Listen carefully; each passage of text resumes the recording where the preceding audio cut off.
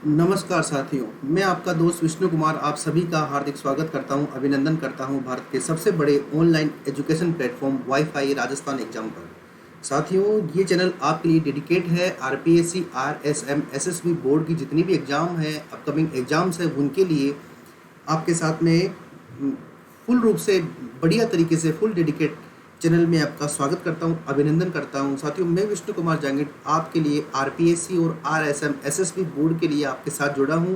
इसमें Rajasthan geography, Indian geography और world geography वाला पार्ट लेके आपके लिए आया हूं। साथियों, अनअकैडमी पर जो प्लस कोर्सेज हैं उनको खरीदने के बहुत सारे फ़ायदे हैं। आपको लाइव क्लासेस मिलती है, टेस्ट सीरीजेज मिलती है, अनलिमिटेड लाइव एक्सेस मिलता है, पीडीएफ डाउनलोड कर सकते हो, टेस्ट सीरीजेज देख सकते हो और अच्छा गाइडेंस ले सकते हो। साथियों, आपको करना क्या है, अनअकैडमी का लर्निंग ऐप डाउनलोड करना है और यहाँ पर आपको मोबाइल नंबर एंटर करने हैं और उसके बाद में आरपीएससी सेक्शन में जाकर सबसे पहले विष्णु कुमार जांगिड को फॉलो करना है, जिससे आपको आने वाले या जो भी राजस्थान ज्योग्राफी और इंडियन ज्योग्राफी का टेस्ट है उसका नोटिफिकेशन आपको मिल सके।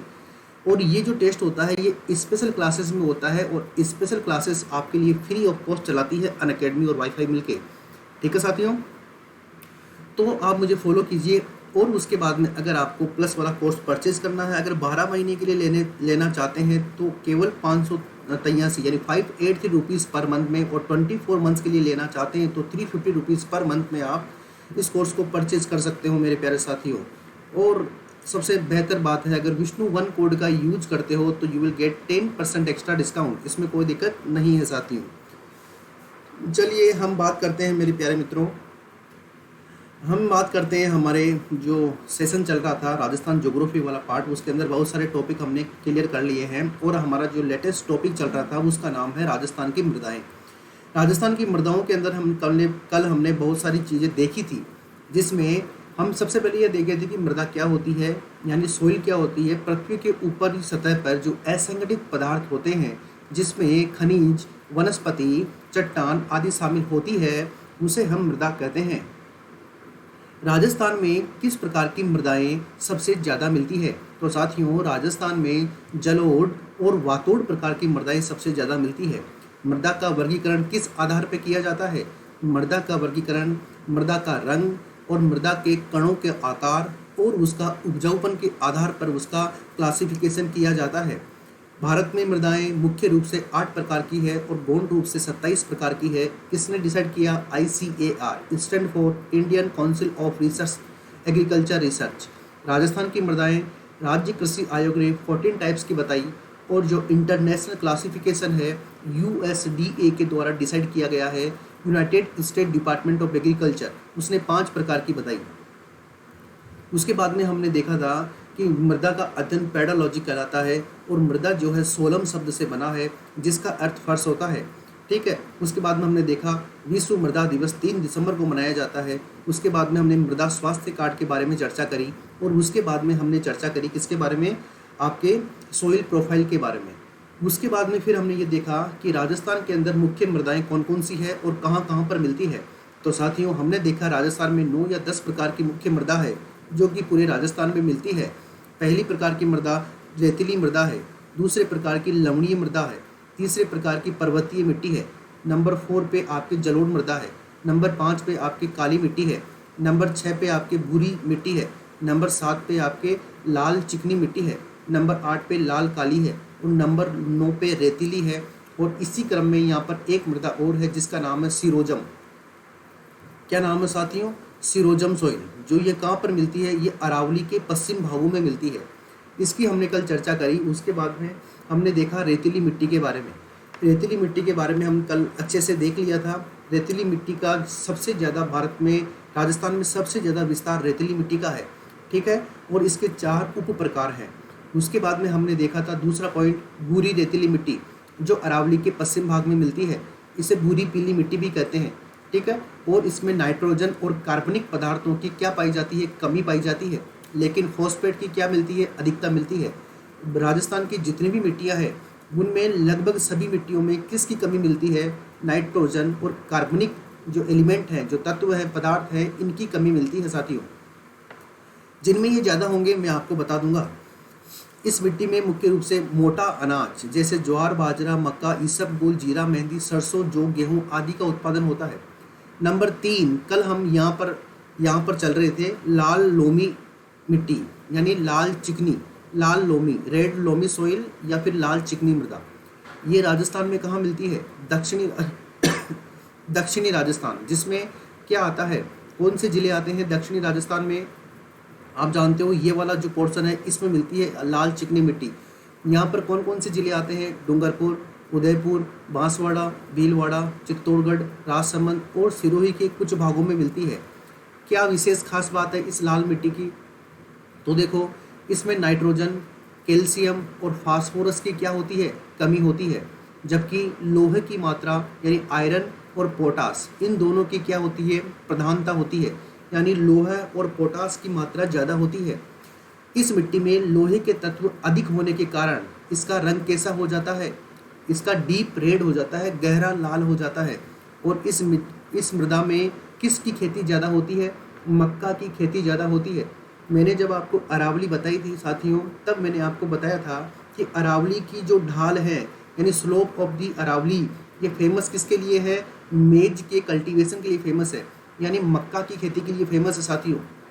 ठीक है, और ये मक्का की जो खेती होती है ये कौन सी मिट्टी के अंदर ज़्यादा होती है? आपके रेड लोमी यानी लाल चिकनी जो मृदा है उसके अंदर ये ज़्यादा अधिक मात्रा में होती है साथियों।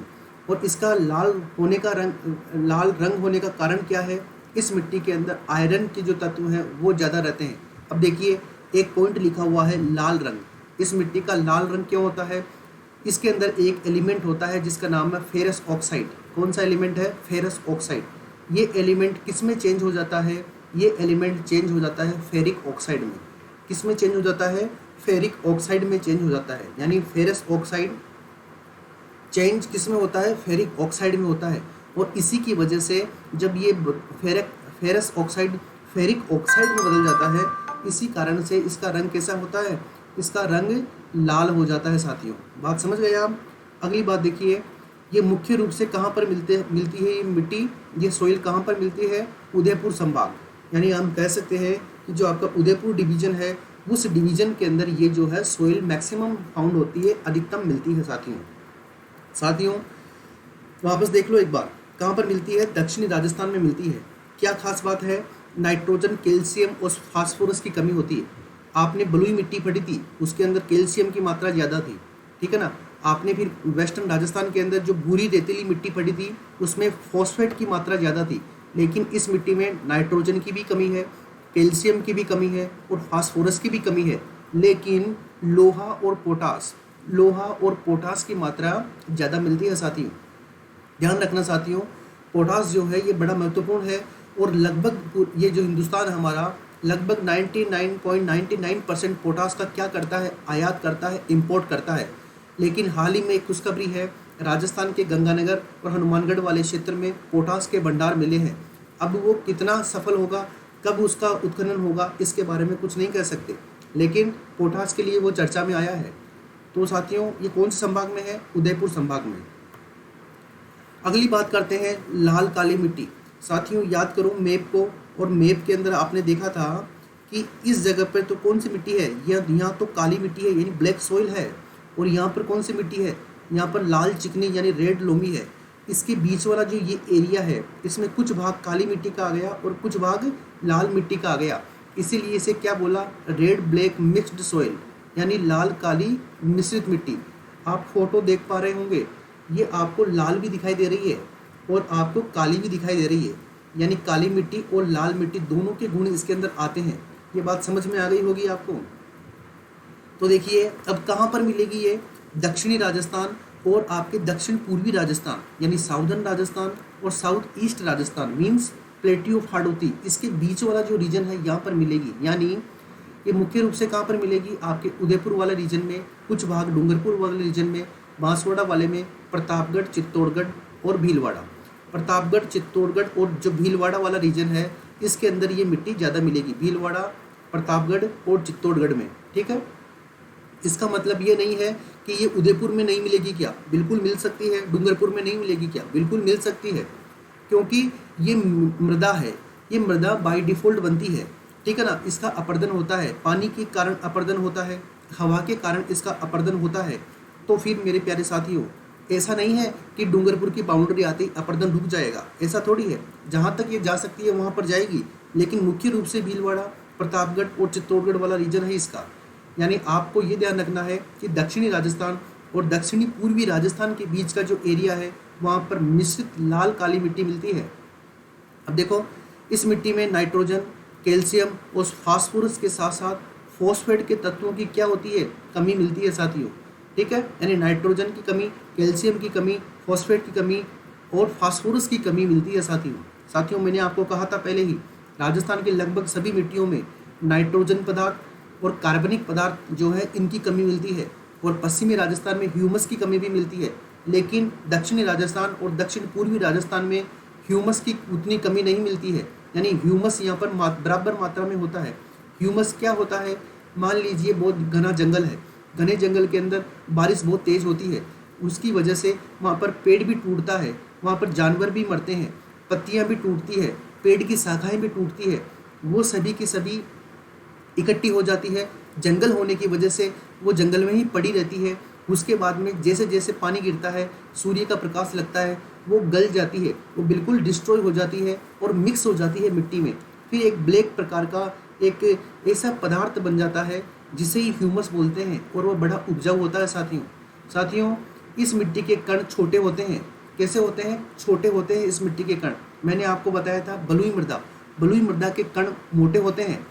इसी कारण इस मिट्टी में कपास का उत्पादन यानी कॉटन, गन्ना यानी शुगर केन, चावल यानी राइस का कल्टीवेशन किया जाता है। यानी गन्ना, चावल और कपास आदि का उत्पादन होता है साथियों। ये हुई आपकी लाल काली मिश्रित मिट्टी।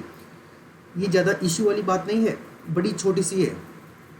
नंबर 5 पे देखें, लाल पीली मिट्टी। तो साथियों ये आपको फ़ोटो दिखाई दे रही है, मैंने आपके लिए फ़ोटो इसलिए लगाई है कि ज्योग्राफी आपको बार बार नहीं पढ़नी है। फर्स्ट टाइम पढ़ रहे हो अच्छी बात है, लेकिन फर्स्ट टाइम नहीं पढ़ रहे हो तो भी कोई बात नहीं है, लेकिन अब जब स्टडी कर रहे हो तो ये लास्ट टाइम स्टडी होना चाहिए। बार बार ज्योग्राफी नहीं पढ़ना है भाई, ठीक है ना। एक बार ऐसे पढ़ लो कि हमारा 90% कोर्स क्या हो जाए, कंप्लीट हो जाए। 100% किसी का कंप्लीट नहीं होता है, जो दावा करते हैं वो सब खोखले होते हैं, ठीक है ना। 100% का 100% कुछ नहीं होता है, केवल नोट पे लिखा होता है कि मैं धारक को 100 रुपये अदा करने का वचन देता हूँ, तो वो 100 का नोट 100 में ही चलता है। तो देखिए, लाल पीली मिट्टी देख रहे होंगे, ये जो आपको कलर दिखाई दे रहा है ये बिल्कुल रेड भी नहीं है और बिल्कुल येलो भी नहीं है, यानी दोनों का मिक्स है, इसलिए क्या बोला, लाल पीली मिट्टी। ये मिट्टी कहाँ मिलती है, सवाई माधोपुर डिस्ट्रिक्ट में। सवाई माधोपुर जिला आप जानते हो, सवाई माधोपुर ऐसा डिस्ट्रिक्ट है जिसका जिले का आइकन क्या है, आपके टाइगर है, यानी टाइगर जिला भी बोलते हैं इसे, सवाई माधोपुर को। और टाइगर स्टेट किसे बोलते हैं, मध्य प्रदेश को। इसके अलावा भीलवाड़ा, अजमेर, टोंक आदि जिलों में पाई जाती है। यानी मैं यूँ कहूँ कि लगभग आप मिडिल राजस्थान की बात करो तो इस वाले रीजन में, यानी ये सवाई माधोपुर आ गया आपके, उसके बाद में ये आपके टोंक जिला आ गया, ये अजमेर जिला आ गया, ये भीलवाड़ा जिला आ गया, यानी इस वाले एरिया के अंदर जो है लाल पीली मिट्टी मिलती है। साथियों इस मिट्टी में नाइट्रोजन, कैल्शियम इनकी कमी होती है, लेकिन लोहा ऑक्साइड के तत्वों की क्या मिलती है, प्रधानता मिलती है। साथियों जहाँ पर भी लाल मृदा आएगी यानी रेड सोइल आती है, वहाँ पर लोहे के तत्व ज़्यादा मिलते हैं। मैंने आपको पिछली वाली मिट्टी में बताया था कि ये जो लाल लोमी मिट्टी है ये फेरस ऑक्साइड फेरिक ऑक्साइड में चेंज हो जाता है, इसी कारण से इसका रंग लाल हो जाता है। यानी मुख्य रूप से क्या है, लोहा की प्रधानता है, इसीलिए इसका रंग कैसा हो जाता है, इसका कलर रेडिश हो जाता है, लाल हो जाता है। कहाँ पर मिलती है, सवाई माधोपुर, भीलवाड़ा, अजमेर, टोंक, यानी लगभग मध्य भारत में आप कह सकते, मध्य राजस्थान के बारे में आप कह सकते हो कि मध्य पूर्व राजस्थान, यानी मध्य और ये पूर्व राजस्थान, यहाँ पर ये मिट्टी मिलती है। मुख्य रूप से क्या है, सवाई माधोपुर के पास में टोंक है, टोंक के पास में अजमेर है, और अजमेर के पास में राजस्थान की टेक्सटाइल सिटी, राजस्थान की अभ्रक नगरी, राजस्थान का मानचेस्टर, राजस्थान की वस्त्र नगरी भीलवाड़ा भी यहीं पर स्थित है। तो ये हो गई आपके लाल पीली मृदा। अब बात करते हैं साथियों, बड़ी महत्वपूर्ण है काली मिट्टी। काली मिट्टी को ही हम बोलते हैं कपासी मिट्टी, इसे ही हम बोलते हैं रेगूर मिट्टी, इसे ही बोलते हैं लांबे वाली मृदा, इसे ही बोलते हैं लावा मिट्टी, और इसे ही हम बोलते हैं स्वतः जुताई मृदा। साथियों यह मिट्टी मुख्य रूप से कोटा, बूंदी, बारां और झालावाड़ में मिलती है। यानी इसका मतलब ये हुआ मेरे साथियों कि ये मिट्टी जो है कहाँ पर मिलती है, आपके प्लेट्यू ऑफ हाड़ौती यानी हाड़ौती के पठार पर मिलती है। कहाँ पर मिलती है, हाड़ौती के पठार पर मिलती है ये मिट्टी। और इस मृदा की खास बात क्या है, इस मृदा में कपास यानी कॉटन का कल्टीवेशन ज़्यादा होता है, इसलिए कपासी मृदा बोलते हैं। इसे ही रेगूर मिट्टी, इसका फॉर्मेशन लावा से हुआ है, बेसाल्टिक लावा से, इसलिए लावा मिट्टी। और इसे बोलते हैं सेल्फ प्लगिंग सॉइल यानी स्वतः जुताई मृदा। अब ये कैसे बोलते हैं अभी आपको बताने वाला हूँ। तो ये पहला पॉइंट क्लियर है, हाड़ौती के पठार पर मिलती है। नंबर 2, कपास का प्रोडक्शन अधिक होता है, इसलिए इसे कपासी मिट्टी यानी कॉटन सॉइल कहते हैं, बेसिक बात है। नंबर 3, इसमें नाइट्रोजन और कैल्शियम की क्या मिलती है, कमी मिलती है, जबकि जैविक पदार्थ और पोटास और ह्यूमस, जैविक पदार्थ यानी कार्बनिक पदार्थों की अधिक मात्रा मिलती है, पोटास की अधिक मात्रा मिलती है और ह्यूमस की अधिक मात्रा मिलती है। साथियों बात समझ गए, जैविक पदार्थ, पोटास और ह्यूमस की मात्रा ज़्यादा मिलती है, जबकि काली मिट्टी में नाइट्रोजन और कैल्शियम की मात्रा कम मिलती है। इस मिट्टी में क्या होता है आप जानते हो, ये जो मिट्टी है काली मिट्टी, ये आपकी कॉमर्शियल क्रॉप यानी वाणिज्य फसल, वाणिज्य फसलों के लिए बड़ी महत्वपूर्ण है। साथियों वाणिज्य फसल जो है यहाँ पर ज़्यादा होती है और उसके लिए बड़ी महत्वपूर्ण है। अब वाणिज्य फसल क्या हुई, जैसे कपास हो गई, कपास घर के काम के लिए तो उगाएंगे नहीं किसान कि भाई 500 जो है गांठ कपास हो गई तो घर में काम में लेंगे, ठीक, कपास उगाएंगे नहीं। इसके अलावा आप देखो गन्ना उगाएंगे नहीं। आप देखो अफीम जो है घर के लिए उगाते नहीं है, ठीक है ना। इसके अलावा आप देखो आपके चावल, ठीक है ना, ये सारे प्रोडक्शन जो है इसी रीजन में होते हैं, इसी क्षेत्र में होते हैं साथियों, ठीक है ना। इसीलिए इसे हम क्या बोलते हैं, इसे हम बोलते हैं आपके कॉमर्शियल क्रॉप वाली सॉइल, यानी जो आपके वाणिज्य फसल होती है वो इसकी बड़ी अच्छी विशेषता है और ख़ास विशेषता है। साथियों आगे हम चलते हैं। इस मिट्टी में कपास, गन्ना, चावल, खट्टे रसदार फल आदि होते हैं। देखिए यहाँ पर व्यापारिक फसलों का उत्पादन ज़्यादा होता है यानी कॉमर्शियल क्रॉप, जैसे कपास, सोयाबीन, ये मैंने आपको बता दिया। पानी सोखने की इसमें मैक्सिमम कैपेसिटी होती है, इस बात का ध्यान रखना। पानी सोखने की सबसे ज़्यादा क्षमता किसमें होती है, इसी में होती है। और सूखने पर इसमें क्या आ जाती है, दरारें आ जाती है।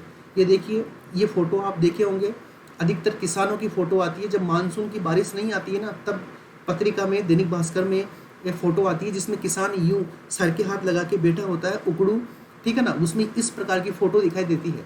तो साथियों इसके अंदर ये देखिए, ये क्रैकर्स जो आपको, ये क्रैक आपको दिखाई दे रहे हैं, इन्हें हम क्या बोलते हैं, दरारें बोलते हैं, यानी क्रैक बोलते हैं। सूखने पर इस मिट्टी के अंदर क्या आ जाते हैं, ऐसे क्रैक आपको दिखाई देने लग जाते हैं।